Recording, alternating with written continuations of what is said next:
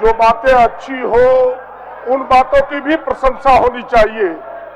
यहाँ से मैं माननीय अध्यक्ष जी से आग्रह करूंगा कि आसन की ओर से पूरे विधानसभा की ओर से बधाई जाना चाहिए एकरा मस्जिद के उन मुसलमानों को और महावीर मंडल के उन तमाम हिंदू नेताओं को जिन्होंने मिलकर होली खेला और पूरे राज्य में पूरी दुनिया में एक संदेश दिया है कि भाई हम हिंदू और मुसलमान मिलकर रहना चाहते हैं। ये लोग राजनीतिक रोटी सेकने के लिए या हिंदू और मुसलमानों में तफरका पैदा करते हैं। इनके नेता वहां जाके हिंदुओं को भड़काते हैं। अध्यक्ष महोदय, देश शांति चाहता है, देश अध्यक्ष महोदय ऐसे लोगों को जो आप माननीय सदस्य कुछ पूछेंगे? हाँ बिल्कुल अध्यक्ष महोदय, मैंने सरकार का एक महत्वपूर्ण प्रश्न की ओर ध्यान आकृष्ट किया है और उस प्रश्न के उत्तर में सरकार ने अपने उत्तर भी अंकित किए हैं। हमने कहा है कि भाई खनिज की चोरी रोकने के लिए, उसके खनन, उसके परिवहन रोकने के लिए सरकार ने कई कड़े कानून बनाए, लेकिन उसके कठोरता से अनुपालन न होने के कारण राज्य में भारी राजस्व की हानि हो रही है। उस उत्तर में सरकार ने यह कहने का प्रयास किया है कि हमारे अधीनस्थ पदाधिकारियों ने जो वीरता दिखाई है उसके तमाम चीज अंकित है कि 3 वर्षों में इतने हमने केसेस किए, इतने चीजों को सीज किया। अध्यक्ष महोदय, कुल 5153 केस हुए हैं 3 वर्षों में।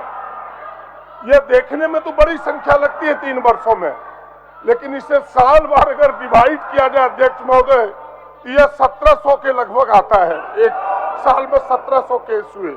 इस राज्य में 606 थाने अध्यक्ष महोदय, यानी साल भर में एक थाने ने 3 केस से भी कम केस किया। ये है इसकी कहानी।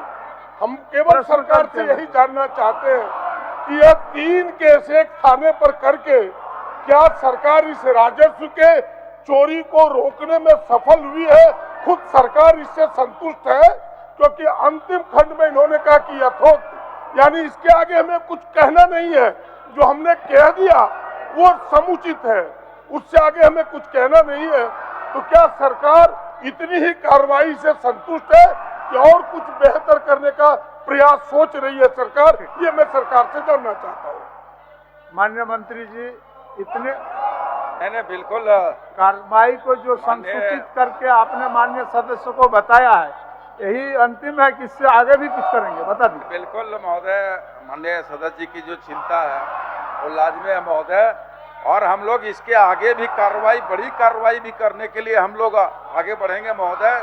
राज्य का राजस्व का कहीं हानि अगर होगा तो निश्चित तौर पर विभाग सरकार उस पर कार्रवाई करेगी महोदय, और 2017 का जो नियमावली है उस आधार पर हम लोग कार्रवाई करने के निश्चित संकल्प लिए हैं महोदय, और कार्रवाई हम लोग करेंगे महोदय। ठीक, माननीय सदस्य राज सिन्हा जी। अध्यक्ष महोदय, जब आपने छेड़ा है इसको अंतिम रूप दे, जो 2017 की कानून का हवाला दे रहे हैं माननीय मंत्री जी, उसमें ई चालान के प्रावधान है कि भाई ई चालान करेगा, जनरेट करेगा।